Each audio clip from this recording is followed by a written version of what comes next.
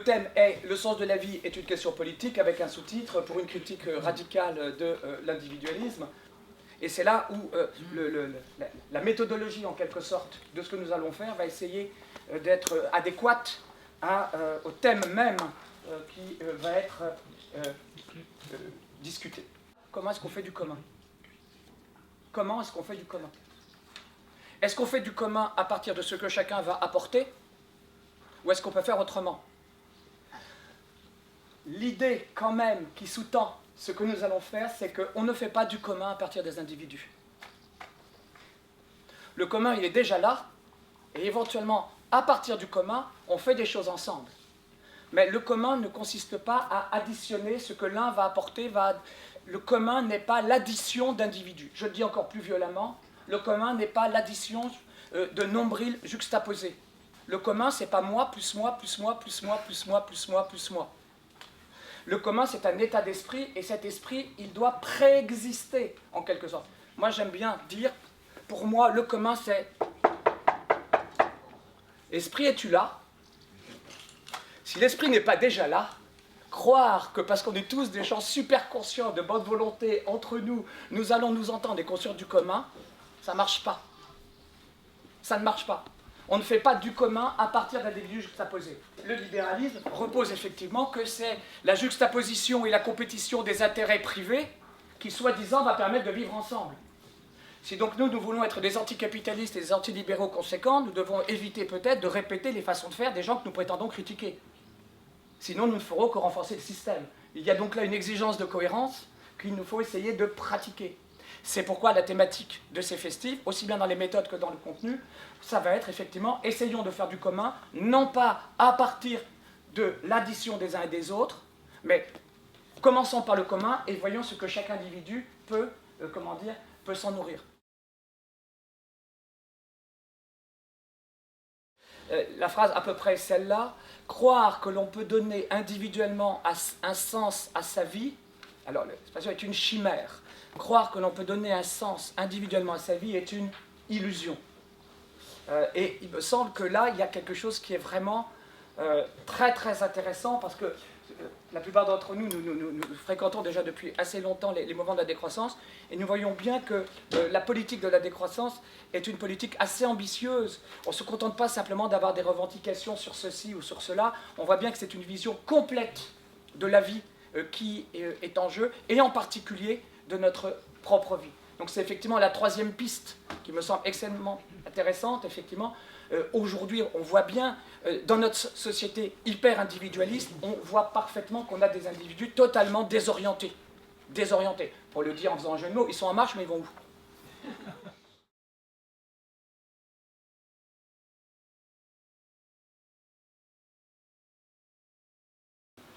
Si le but c'est de sortir d'une forme sociale, hein, et pas simplement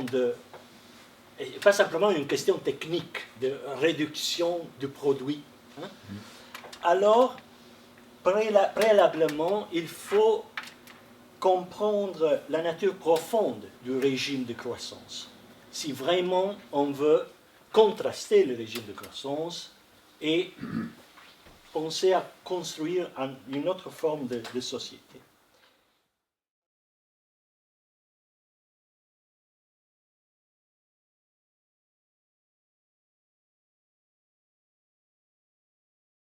Qu'est-ce qui s'est vérifié? Que les communautés prémodernes qui avaient qui étaient régies par une sorte de principe de fusion de ces éléments, surtout des individus. L'individu n'existait encore pas. Hein. C'était comme lyophilisé dans le magme communautaire. Hein. Les cadres sociaux et communautaires d'organisation sociale, pardonnez-moi, de la communauté ne sont plus suffisants à garantir la survivance de ses membres. Et donc, ce qui arrive, c'est un éclat de la totalité communautaire. Et dans cet éclat, les échardes individuelles commencent à errer à la recherche de sa propre survivance. Ils doivent sauver la peau, on peut dire.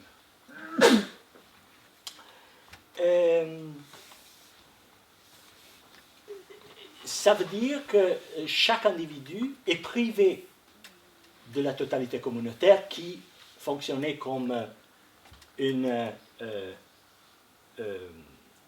membrane de protection, et doit dès maintenant trouver tout seul les moyens de sa survivance. Je synthétise le discours, mais la narration, c'est plus ou moins comme ça.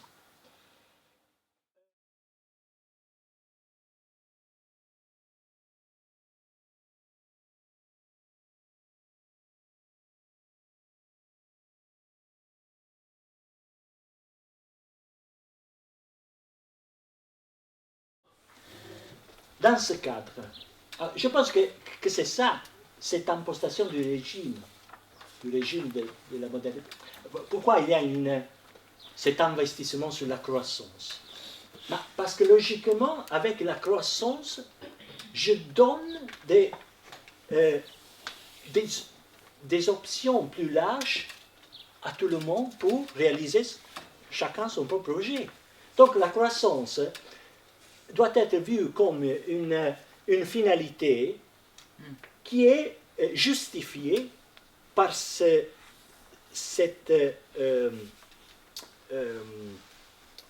par cet ordre neutralitaire. Hein? L'institution ne peut pas réaliser un sens. Alors que faire de neutre? Croissance.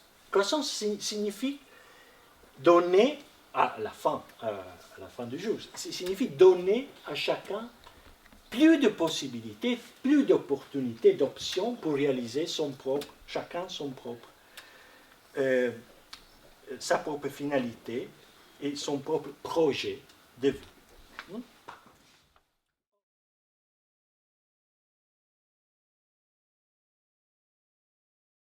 Or, cela donnait la demande que je me fais est: est-ce que la pensée de la décroissance et aussi les pratiques de décroissance, les expériences concrètes de décroissance, dans leur formulation courante, peuvent effectivement contraster ce régime et en bâtir un autre? Les discours de la décroissance, si l'on analyse dans sa structure, va effectivement contraster ce type de régime. Ma réponse est non. je l'anticipe. Alors, pourquoi je crois que la décroissance, dans sa formulation dominante, actuellement dominante, est mal armée par rapport à l'ordre de la croissance, au régime de croissance. Alors, on peut partir des deux argumentations clés que la pensée de la décroissance reproche au régime de croissance. D'abord, l'insoutenabilité écologique, et puis l'insoutenabilité sociale.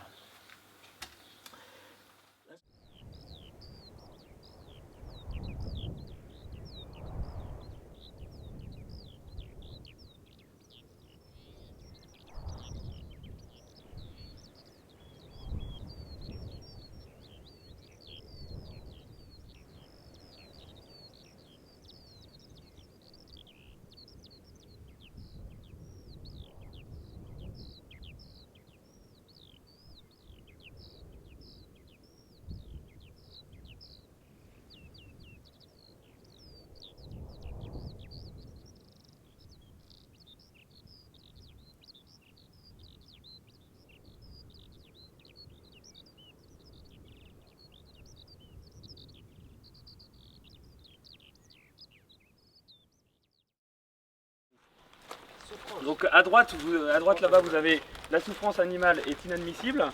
Donc si vous êtes vraiment convaincu que la souffrance animale est inadmissible, vous vous mettez par là. Vous avez tous les différents degrés des différentes positions que vous pouvez avoir, jusqu'à la position de la souffrance animale est admissible. Donc à vous de vous placer pour l'instant de part et d'autre de la ligne. Chacun a réussi à plus ou moins se décider. La promiscuité, vous n'êtes pas trop là, ça va. Je suis pas surpris d'être d'accord avec lui. En même temps, La viande rouge sera un cancérigène probable. on n'entend rien là. La viande rouge est Un cancérigène probable, le coquelicot aussi. d'après le CIRC. Mais le coquelicot, j'ai pas vu par contre. Quand on est passé de chasseur-cueilleur à sédentaire à manger des végétaux principalement, on a constaté une détérioration des squelettes. Donc l'homme originellement était un chasseur-cueilleur pendant des dizaines de milliers d'années et ça ne fait que quelques milliers d'années qu'il est devenu végétarien de force puisque il bouffait alors on s'est peut-être adapté à ça, qu'il bouffait que du blé, quoi, c'est-à-dire du pain et des céréales pour enrichir l'État. On ne peut pas être contre l'État et contre la viande. C'était pas Le Néandertalien était un excellent chasseur. Sapiens était un très mauvais chasseur. Il a fallu qu'il trouve le lance, le propulseur pour qu'il commence à tuer des gros mammifères, des mammifères moyens. Mais jamais il a tué des gros n'a aucune importance ni sur ma santé, ni sur la souffrance actuelle des Alors, animaux. pour ta santé, sachez que Paavo Nurmi, qui a été quand même champion olympique du demi-fond pendant 2 Olympiades, le grand demi-fond norvégien, Paavo Nurmi, il était végétarien. Sachez que les grands sprinters... Comment? Il était dopé. Non, pas à l'époque. Au Ledren.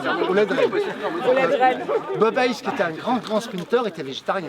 Donc vous savez, l'histoire que la viande donne la pêche, c'est pas vrai non.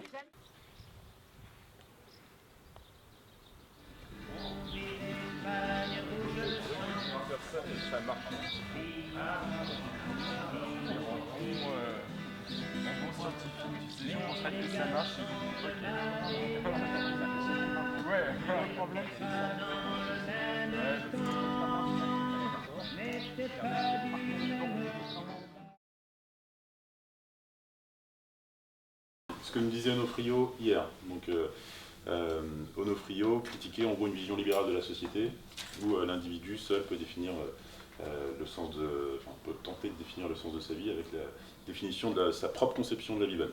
Pour le revenu inconditionnel, on trouve aussi cette défense libérale du revenu inconditionnel, que Philippe Van Parijs par exemple, avec le fameux surfeur de Malibu dont tu parlais tout à l'heure.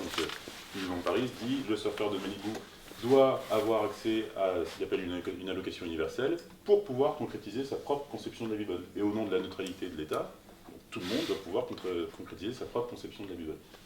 Nous, la défense qu'on fait du revenu inconditionnel, c'est pas cette défense libérale, mais qui va nous conduire quand même à dire le surfeur de Malibu a tout à fait le droit à un revenu. Nous, c'est une défense qui est basée sur la coopération, donc la contribution, effectivement, à la création de richesses.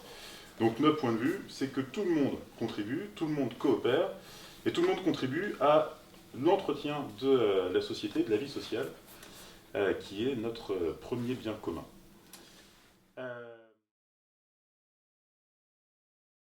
Pour en revenir à la question qui nous préoccupe, nous vivons aujourd'hui un monde qui va changer ou qu'il faut faire changer.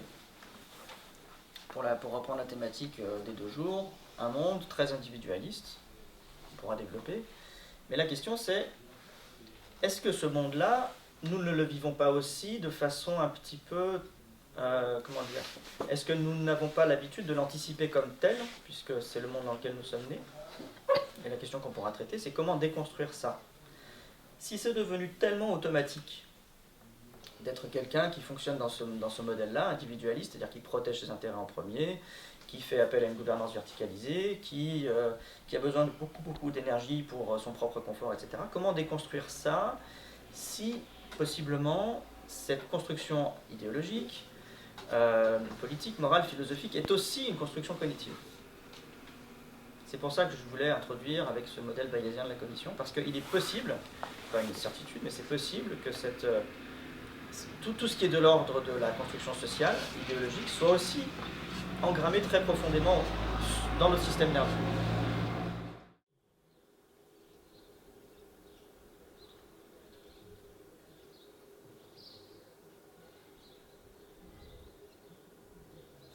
Autour de ce thème, décroître, c'est apprendre à mourir. Voilà.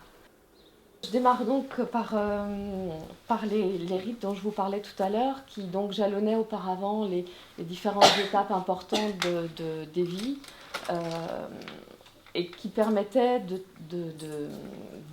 des passages, notamment à travers le deuil, qui permettaient d'appréhender en tout cas ces moments difficiles. Ces rites ont tendance aujourd'hui à disparaître. Ces rites initiaient auparavant à des nouvelles étapes, donc à des impulsions de changement. Et aujourd'hui, on constate que beaucoup de rituels, notamment les veillées qu'on pouvait faire auparavant, puisque les mourants étaient à la maison, sont des choses qui ne se font plus. Voilà, il y a tout un tas de rituels autour de la mort qui aujourd'hui ne sont plus pratiqués.